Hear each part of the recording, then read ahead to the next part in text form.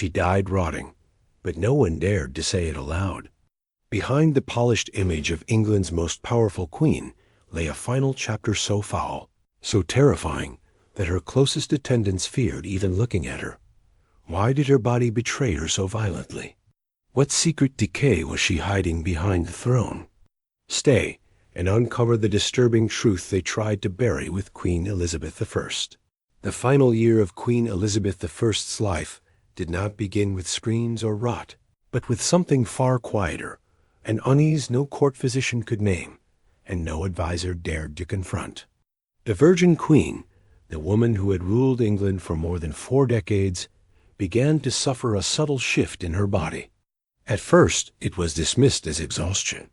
She was, after all, an aging monarch carrying the weight of a kingdom. But those closest to her would later remember the early signs with horror, realizing they had been watching the beginning of her end. It began with a stiffness in her joints, the kind that made her wince when rising from her throne, something she concealed with the perfected composure of a ruler who had survived conspiracies, assassins, and plague. The court was trained to ignore her discomfort, but the queen herself could not. Every night the ache grew sharper, traveling across her limbs like invisible fire. She stopped sleeping. She paced her chambers in silence, refusing rest, refusing medical aid, refusing even to sit for long. Her ladies reported that she wandered until dawn, her shadow drifting like a ghost across the tapestries. And then came the swelling. Her face, once the iconic image of Tudor majesty, began to puff and discolor, a softness overtaking the sharp definition of her once celebrated features. The swelling spread down her neck, across her hands, into her legs. The queen, obsessed with appearance, with youth, with strength, noticed every new blemish. And with every shift in her skin, she allowed less light into her chambers. Curtains were drawn, even during the morning hours. Only the faintest candlelight touched her walls, but darkness could not hide the truth.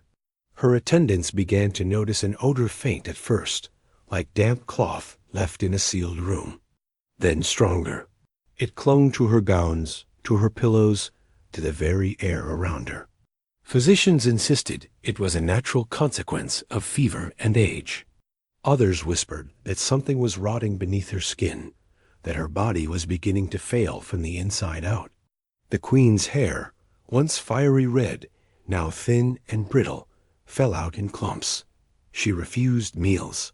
Her appetite vanished. Her once controlled posture broke.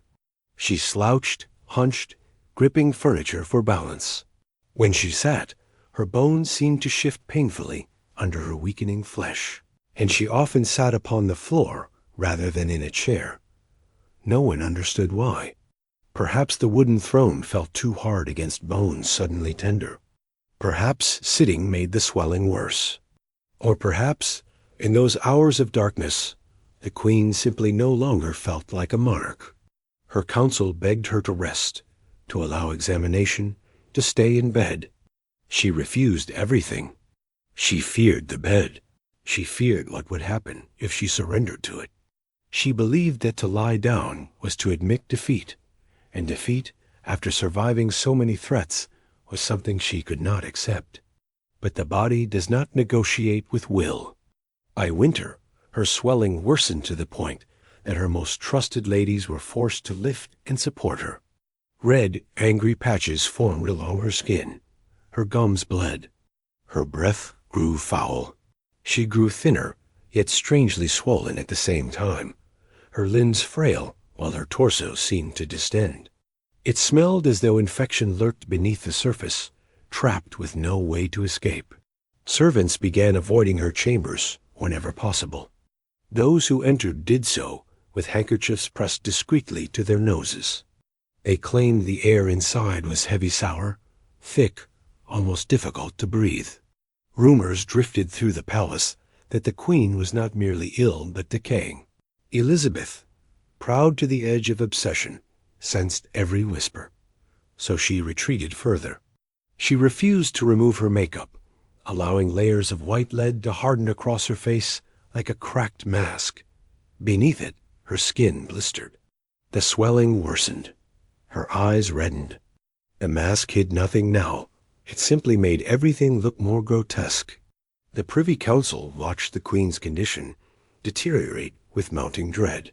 England faced threats at home and abroad, and its Queen, its anchor, now drifted toward a madness born not of the mind, but of unbearable physical decay.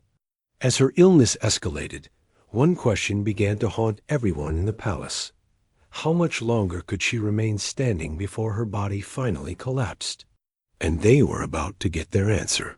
Because the moment Elizabeth finally sank to the floor and whispered that she could not rise again, her attendants realized the terrifying truth. The Queen who refused to lie down was about to face the death she had feared all along. Before we continue deeper into Elizabeth's terrifying physical collapse, consider subscribing so you don't miss the unraveling of this grim royal mystery. And tell me, do you believe her decline was natural, or something far more sinister? When Queen Elizabeth I finally allowed herself to be lowered onto cushions spread across the floor, her attendants understood the gravity of what they were witnessing. The Virgin Queen, who had stared down death, rebellion, plague, and foreign empires, was surrendering not to an enemy, but to her own failing body.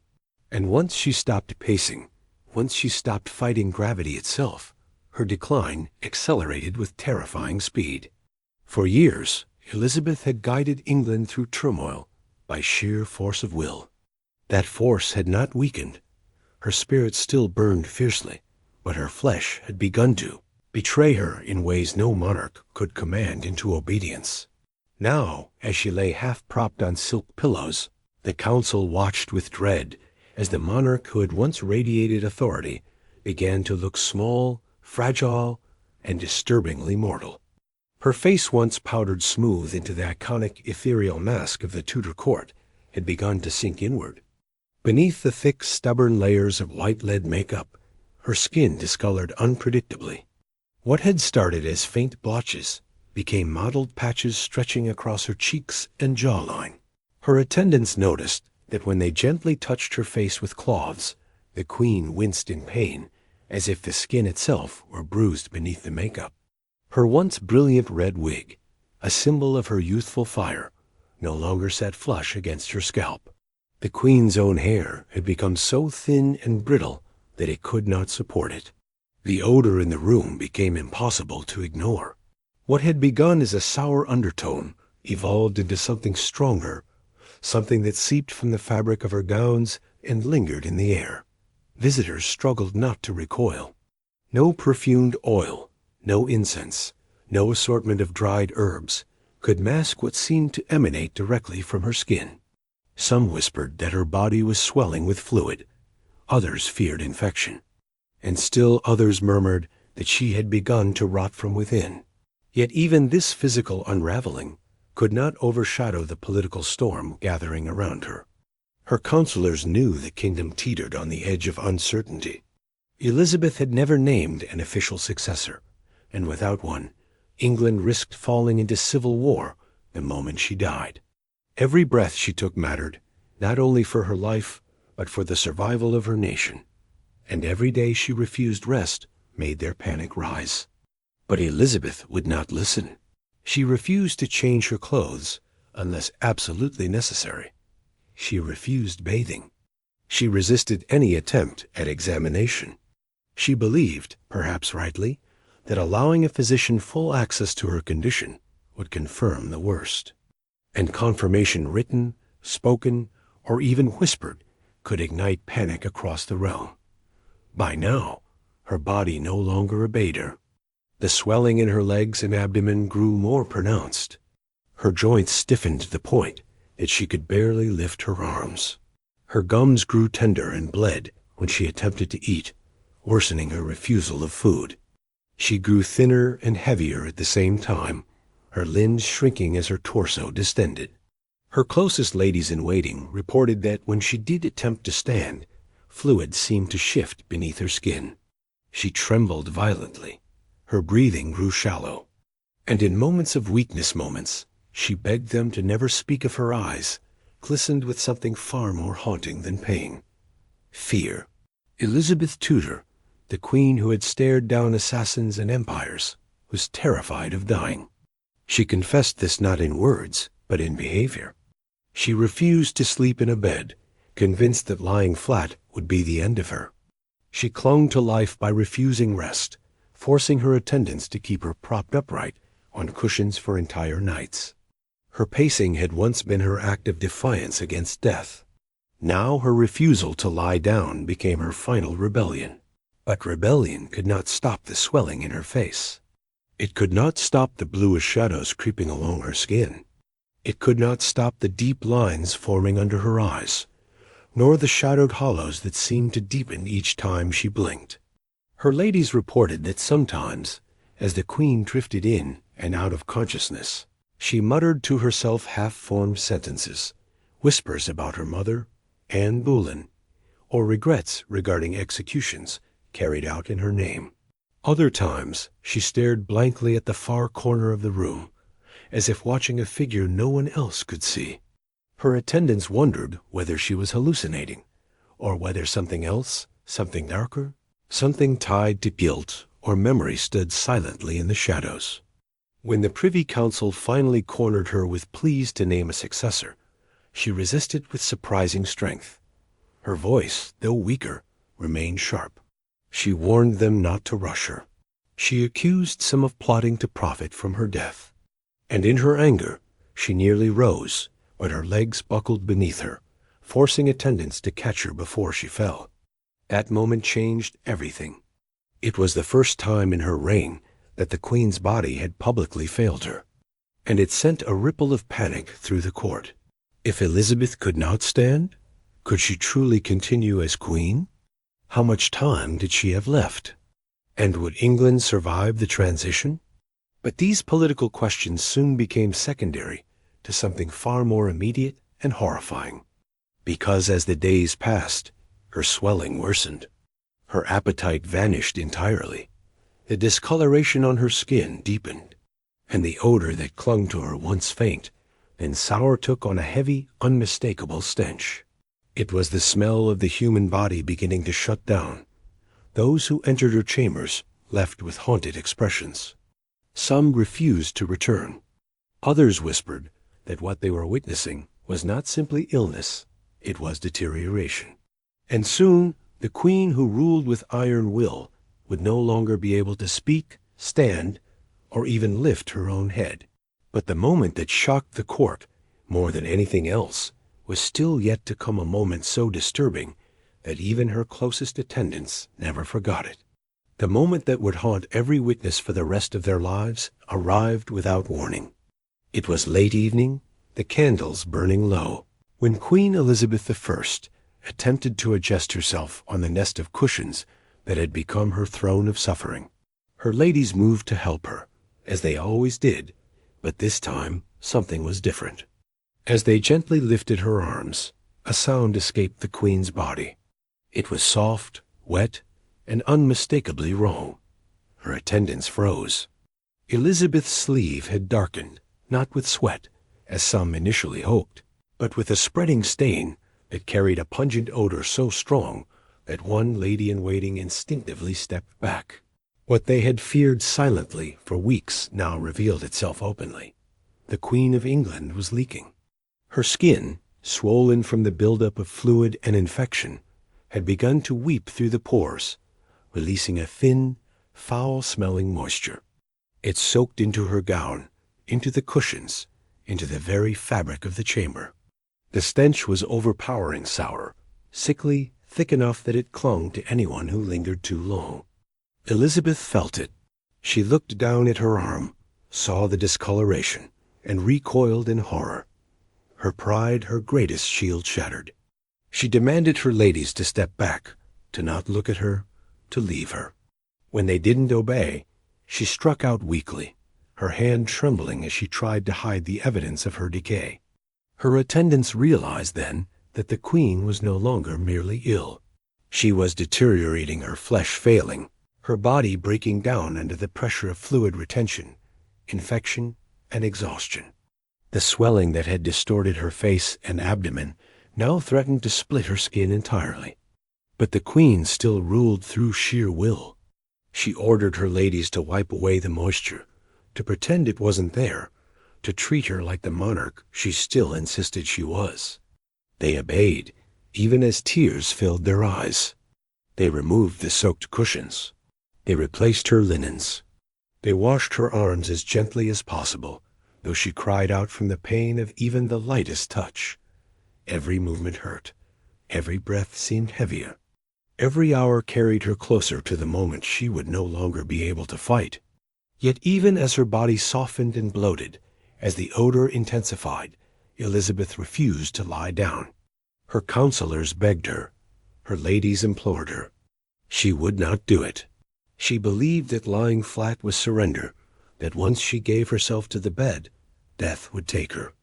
So she clung to uprightness in the only way left to her. Half sitting, half slumped, propped by pillows that soaked through faster each day.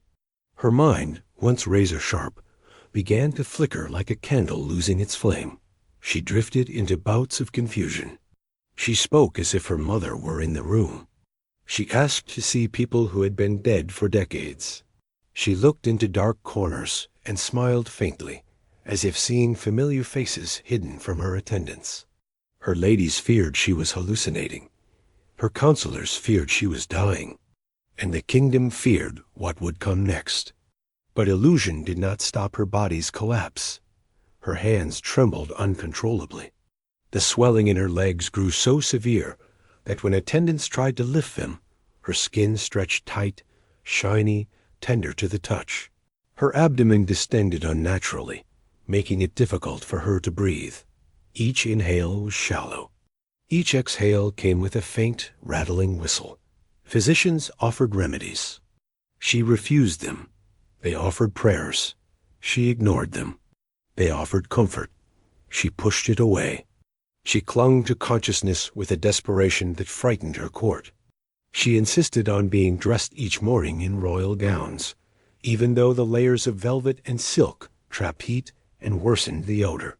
Her once iconic white makeup cracked along her cheeks, revealing the mottled swelling beneath. Her wig was adjusted hourly because it slipped from her scalp as her skin grew slick. Rumors spread in London that the Queen was losing her mind. Others claimed she was possessed. Some believed the Virgin Queen was paying the price for sins real or imagined. Inside the palace walls, the truth was simpler and far more tragic. Elizabeth Tudor was decaying before their eyes. The Privy Council met in frantic secrecy. England needed a successor. England needed stability. England needed a monarch who could stand, speak, and command. Elizabeth could no longer do any of those things. Finally, after years of resisting the question, she whispered a name. James. James of Scotland. Her voice trembled. Her breath rattled. Her attendants leaned in closely, not out of ceremony, but because the Queen could barely force sound from her throat. But even this moment, this monumental decision was overshadowed by something more urgent, more horrifying, and more impossible to ignore. The leaking began to worsen. What had started as patches on her sleeves and bodice soon seeped through her gowns. The cushions beneath her had to be changed constantly. The air in the chamber grew so heavy that even her most loyal ladies had to step outside to breathe. Her body was failing in the most undignified way imaginable. And soon she would lose control entirely. Because the moment her attendants tried to fully lift her for the last time, something happened, something so shocking that even hardened courtiers nearly fainted at the sight. They would remember the sound first. It was the quiet, wet crackle of strained flesh and overswollen tissue shifting under its own weight, a noise that made even the most loyal attendants pale. When they attempted to lift Queen Elizabeth I from her cushions for what should have been a simple repositioning, her body sagged in their arms in a way no living body should. Something inside her seemed to shift, as if fluid trapped beneath the skin had redistributed all at once. The Queen cried out not with the sharp command of a monarch, but with a trembling gasp of shock and humiliation. Her ladies froze. Her gown, already damp from the constant seepage of her failing body, darkened further. The stench that rose was unmistakable, not the smell of sweat nor illness, but the heavy, suffocating odor of internal decay pressing outward. One attendant clamped a hand over her mouth. Another swayed on her feet. A third muttered a prayer, terrified of what she had just witnessed. Elizabeth understood their reactions immediately. She looked down at herself, at the ruined gown, at the stains spreading across the expensive fabric, at the trembling hands trying and failing to maintain dignity, and an expression crossed her face that no one present ever forgot. Not anger, not fear, shame. For a queen who had built her legend upon control, composure, and image, the betrayal of her own body was worse than any political threat she had survived. She motioned for the attendants to step back, her fingers shaking so violently that the gesture was barely recognizable. She tried to speak, but only a rasp escaped her lips. Her ladies tried to reassure her. They knelt beside her, smoothing her sleeves, adjusting her slipping wig, whispering that she was still their queen, still England's ruler. But their voices quivered, not from disrespect, but from the shock of seeing a monarch, their monarch, reduced to such a state. The queen who had once been the radiant, untouchable virgin queen was now collapsing under the weight of her own failing body. From that moment on, the transformation became impossible to hide. Her swelling intensified to the point that her gowns had to be cut open along the sides, the fabric no longer able to contain the changes underneath. Her arms puffed painfully, the skin tight and sensitive. Her legs grew so enlarged that even the slightest movement caused her to flinch. Her abdomen bulged forward with a grotesque roundness that made breathing difficult. Every gulp of air became a battle. Her cheeks, once smoothed with white lead, now appeared patchy beneath the makeup red and purple beneath the cracked mask, as if bruising had spread from within. Her gums bled unpredictably. Her lips cracked. Her eyes watered constantly, their whites tinged with yellow. She sweated through layers of velvet and silk, leaving damp imprints wherever she sat. The room itself changed. Servants whispered that the queen's chamber had taken on a heaviness, a thick, stale air that no fire or herb could mask. The stench clung to fabric, to furniture, even to the walls. Attendants rotated shifts not because of royal protocol, but because no one could endure the atmosphere for long without becoming ill themselves. By now, Elizabeth had stopped fighting her decline entirely. She no longer attempted to stand. She no longer ordered her council away. She no longer protested when her ladies supported her head or wiped her brow. Her energy had dwindled to nothing more than a flicker, a fragile spark that barely held. And with her body failing, her mind began to drift. She muttered names long dead. She asked for her mother. She asked whether the shadows in the corners were real. She begged her ladies to keep the candles burning because the darkness frightened her. She whispered confessions no one fully understood, fragments of guilt, regrets, and memories from the bloodiest years of her reign. Her counselors grew frantic. The queen was fading, slipping inch by inch toward the moment they dreaded. England still needed clarity. England still needed stability. England still needed a monarch, and Elizabeth, though weakened beyond imagining, was the only one with the authority to declare her successor. But she had given them a name, and now her body moved with the inevitability of a dying flame.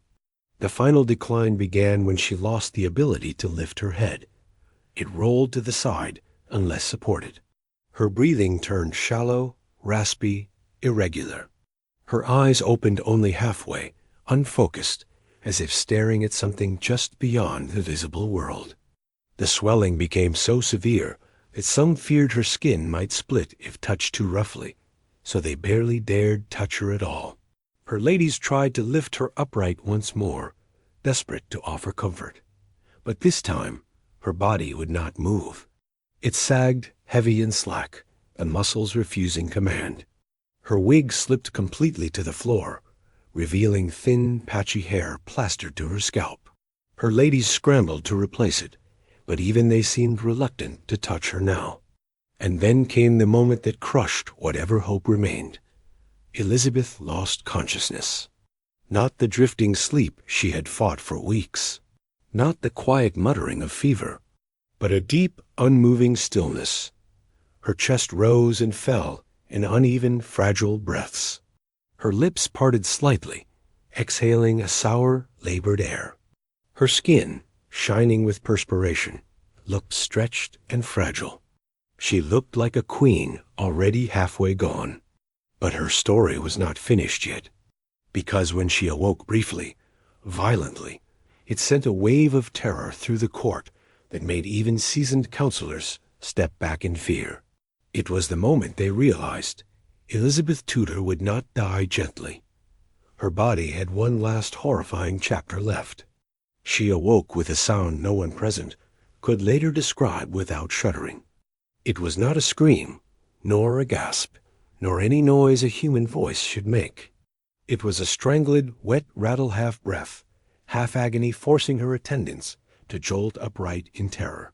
Queen Elizabeth I, who had been motionless for hours, suddenly thrashed weakly against her cushions, as if her body had surged back to life in one last violent revolt. Her eyes flew open, wide and glassy, reflecting the candle flames in distorted shapes. Her chest heaved. Her breath came in short, desperate gulps. Her hands clawed at the air, trembling uncontrollably. The swelling in her limbs had grown so severe that her fingers barely bent, each attempt sending ripples through the fluid trapped beneath her skin. Her ladies rushed forward, but the moment they touched her shoulders, she recoiled with a strength that startled them all. It was not strength born of vitality. It was the instinctive, frantic strength of a body drowning in itself. The odor in the room intensified, instantly thick, sour, and almost metallic. One lady covered her mouth, another stumbled backward, and even the Queen's most loyal attendant, Lady Scrope, blinked rapidly to keep from retching. Elizabeth tried to speak. Her lips parted, her throat contracted, but only garbled, broken sounds emerged, rasps, whimpers, fragments of words that had lost all shape. Her voice, once commanding enough to silence entire courts, now cracked under the weight of her failing lungs. Her counselors were summoned. Pushing through the crowded chamber with expressions of horror they attempted and failed to hide. The queen they found was a ghost of the monarch who had commanded the world stage. Her face, distorted by swelling and discoloration, no longer resembled the regal portraits printed across England. Her wig, hastily replaced, sat crooked. Her skin glistened with sweat that carried a heavy, sickly smell. Her eyes darted wildly, filled with confusion and a terror that pierced everyone watching. For the first time in her reign, Elizabeth Tudor looked utterly helpless. The counselors attempted to speak to her. They leaned close, asking if she recognized them, asking if she understood her condition, asking if she wished to receive prayers. Her gaze slid past them, seeing nothing, or perhaps seeing something they could not. Her breathing worsened, each inhale accompanied by a rattling choke that made her chest shudder. The swelling in her abdomen pressed painfully upward, making it nearly impossible for her lungs to expand. Her hands, mottled and shaking, gripped the cushions with such desperation that her knuckles whitened under the thin layer of inflamed skin. Then came the moment that silenced the chamber. Her body spasmed. A full, convulsive jolt that sent her head snapping back and her entire torso rocking forward. A few attendants screamed. Several counselors stumbled backward. Lady Scrope dropped to her knees, whispering pleas to God. Elizabeth's mouth opened, but no sound came, only a long, ragged exhale that smelled unmistakably of decay. Those closest to her felt their eyes sting from the odor, and then she slumped. Her head lolled to the side. Her hands fell limp. Her body sagged under its own weight. the swelling making her appear almost unrecognizable. Her eyelids fluttered weakly, half closing, leaving only a dull glimmer of life behind them. The counselors whispered among themselves. Some believed she had just died. Others feared she was caught in the final throes of a failing heart. But one thing was certain. Queen Elizabeth I was no longer fighting. Her body was shutting down, system by system. Her pulse became faint, inconsistent. Her breathing narrowed to thin, wheezing threads. Her skin, a mixture of pallor, blotches, and sheen, took on a waxen quality. Her ladies bathed her brow. They straightened her gown. They tried to restore dignity to a queen who had been stripped of every defense against mortality. But dignity was slipping away faster than they could grasp it. One counselor, trembling, suggested placing her gently in a bed. Lady Scrope refused, fearing the queen would panic if moved.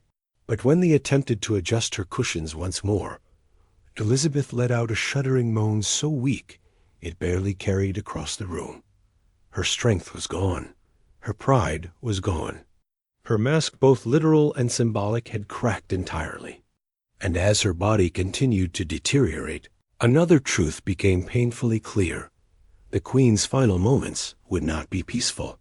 They would be raw, undignified, and terrifying, a death her court would try to soften for generations, but one they would never forget. Her breathing slowed again. The room held its breath. Elizabeth Tudor was slipping toward the end. She had one final moment left, one last, haunting breath that would forever define her legend. Before we enter the Queen's final chilling moments, make sure you're subscribed so you don't miss the conclusion of this disturbing royal tragedy. And tell me, do you think her attendants should have revealed the truth or protected her legacy? The room was silent, so silent that the faint crackle of candles felt deafening. Every attendant, every counselor, every servant pressed into the chamber understood that they were witnessing not just the end of a monarch, but the disintegration of a legend. Queen Elizabeth I, who had ruled England with unmatched command for more than 4 decades, now hovered in the space between agony and oblivion. Her breaths thin, rattling, uneven, grew farther apart. Her swollen abdomen rose only slightly, each expansion a struggle. Her limbs lay heavy, fluid-filled, and motionless. Her head tilted to one side, her wig slipping again, exposing the sparse and sweaty hair beneath. The once mighty queen no longer resembled portraits or memory. She had become a fragile shell, bloated, discolored, trembling under the weight of her body's collapse. The stench in the chamber was overwhelming. Every exhale carried the sour, unmistakable smell of internal failure. The cushions beneath her were damp again, and the odor that rose from them made several attendants avert their faces, doing everything in their power not to show the disgust tightening their throats. But even now, even in this final, ruinous stage, Elizabeth clung to something. Not life, not pride, not strength. She clung to awareness. Her eyelids fluttered, revealing the glassy, unfocused stare of a woman caught between worlds. Her mouth opened slightly, as if she were trying to speak, but only a faint clicking sound escaped, her throat too dry, her lungs too weak, her voice long gone. Lady Scrope knelt beside her, tears streaming down her face, whispering prayers and fragments of comfort. She begged the Queen to rest. She begged her to let go. She begged her to release the agony that had consumed her. Elizabeth's gaze shifted slowly, heavily toward her. For a heartbeat, clarity flickered in the Queen's eyes. A final flare of consciousness. A final spark of the monarch who had defied death countless times before. Her lips parted once more, and this time a single rasping whisper escaped. "Do not let them see me?" Like this, her last plea, not for salvation, not for forgiveness, not for God, for dignity. The council, shaken, lowered their heads. Her attendants wept openly. Even hardened courtiers, Men who had faced war and treason felt their throats tighten as the once glorious Queen of England pleaded for the one thing her body had long since denied her. Moments passed long, agonizing moments during which her breaths grew weaker still. The rise of her chest slowed. The rattle softened. Her fingers twitched once, then fell still. And then it happened. A long, low exhale, the kind that empties a body entirely, left her lips. Her chest rose only halfway again, struggled, and fell. The chamber froze. Seconds stretched. No one dared move. No one dared breathe. Then Lady Scrope, her hands trembling, leaned close to the Queen's face. She waited, listened, waited again. She looked up, eyes glassy with grief, and shook her head. Queen Elizabeth I had died, but the horror was not over. Within hours, as her body cooled, the swelling intensified. Her abdomen ballooned grotesquely. The discoloration deepened into mottled purple and green patches. Fluid leaked steadily through her gown and onto the floor. The stench grew sharper, heavier so, overwhelming that attendants had to cover their noses with cloths drenched in vinegar. Her corpse, trapped inside layers of makeup and heavy fabrics, began to rot faster than anyone expected. Physicians scrambled. Servants averted their eyes. The Privy Council demanded immediate preparations, anything to contain the deterioration before word spread. But nothing could mask what her attendants saw. Their queen, once the symbol of England's glory, had died rotting from within. And now, even in death, her body continued to betray the legend she had spent a lifetime building. They worked in panicked silence, desperate to restore some semblance of dignity before she was placed in her coffin. They washed her, rewrapped her, repainted her, adjusted her wig again and again as fluids dampened the cloth beneath it. But nothing, no ritual, no perfume, no royal protocol could undo the truth. Elizabeth Tudor's final days were not peaceful, regal, or gentle. They were horrifying. Her attendants knew it. Her council knew it. History, however, chose to soften it. For centuries, her death would be recorded in gentle language: exhaustion, decline, natural causes.